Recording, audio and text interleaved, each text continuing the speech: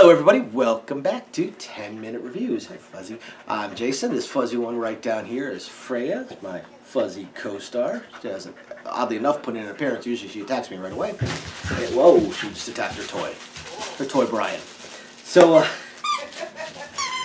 thank you everybody for tuning in. Please hit the like and subscribe buttons. We're just a small little family channel. We just love to talk about books. That's what we do.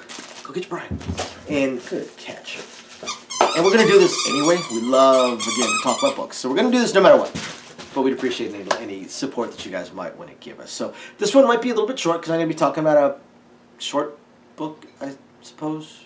Anyway, I'm going to talk about, I've talked about this many times in the past, Stuart Grosse and his Dark Fate series. Now this is, I haven't really looked into it. I'm guessing it might be almost like a web series or something because each one that he puts out is very, very, very, very short. It's more like a few chapters long or short stories in this world, which I think kind of ties in with another series of his that I'm going to be talking about in another video upcoming very soon. But anyway, the Dark Fate. So we're, I don't know, a couple dozen books in onto the Dark Fate, so I'm not going to go through the world, the character, the plot, writing style, so on and so forth, because we've already hit that up so many times.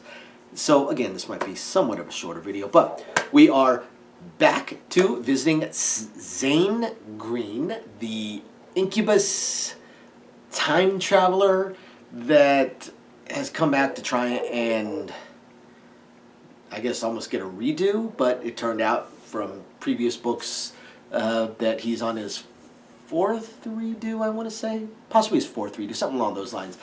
He's got his succubus daughter, plus he also has his succubus daughter as an adult from a different time jump thing. It's kind of confusing. The time thing gets pretty interesting, pretty confusing, and pretty esoteric as it goes along. So, Zane has now officially come out as the king of Ceres, the asteroid, dwarf planet, whatever you want to call it, out in the asteroid belt. So he is building up this kingdom out in the asteroid belt. He has protected Earth now twice from alien invasions and is working now on kind of solidifying things. He knows that as he continues to grow his kingdom, he can't continue to just rely on the contracts that he's been using, that are system enforced and stuff like that. He knows he needs to actually develop a culture, he needs to develop laws, some form of law enforcement force, and fortunately, he is, and likely will be for quite a while, the strongest being around, or at least within his kingdom. So he doesn't have to worry about someone, doing a might makes right and overthrowing him, at least. But he does need to try and expand it. And yet, at the same time, as we learned in the previous book, there are some more spaceships coming from nearby star towards Earth. Now, twice now they've been invaded. First time, pirates. Second time, kind of pirates-ish. It would be closer to an invasion. First one, very easy for him to deal with a little bit of trickery. Second one, full-blown battle, only he was sneaky. So he was definitely sneaky. Now, for those of you guys that have read, not just Dark Fate, but just Stuart Grosse in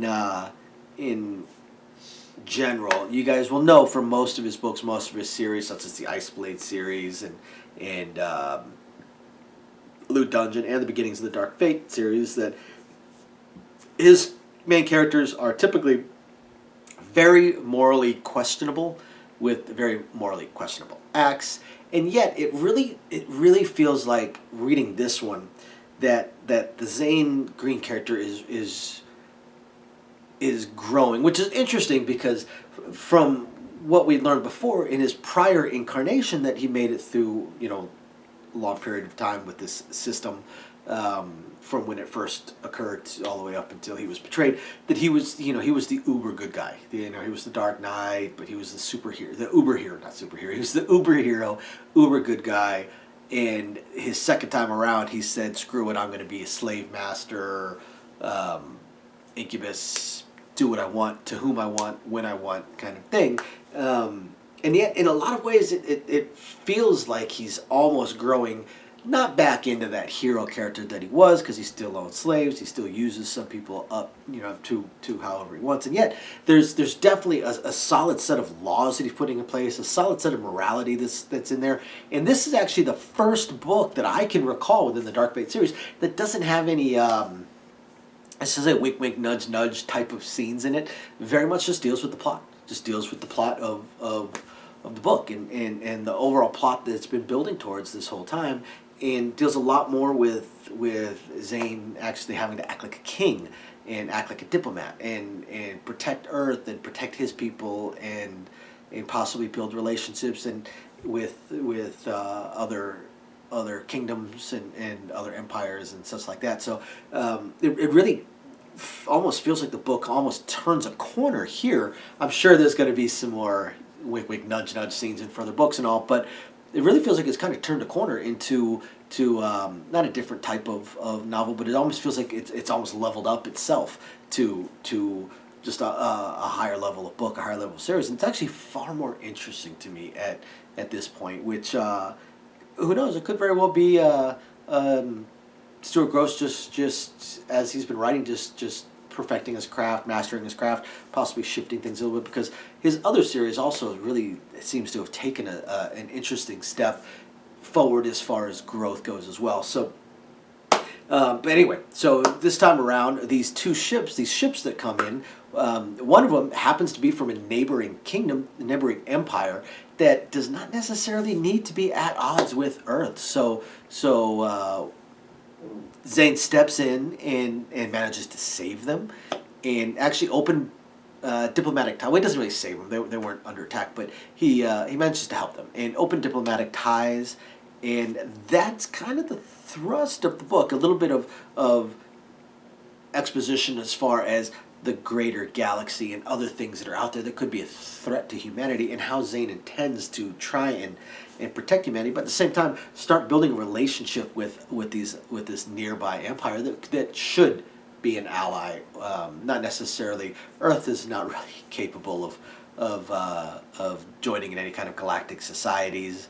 Not with the way the current governance of the planet is, something like 200 separate governments or something along those lines.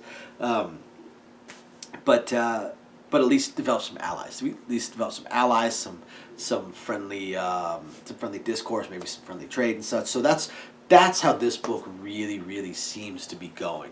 Is developing that and building that. So, guys, if you guys like Stuart Grosse, if you guys like lit RPG, if you guys like the Reborn type of stuff, or if you guys just want to check out an interesting book, the Dark Fate series and the most recent one, it's again really good. So you guys should check it out. Thanks for watching, everybody. Bye now.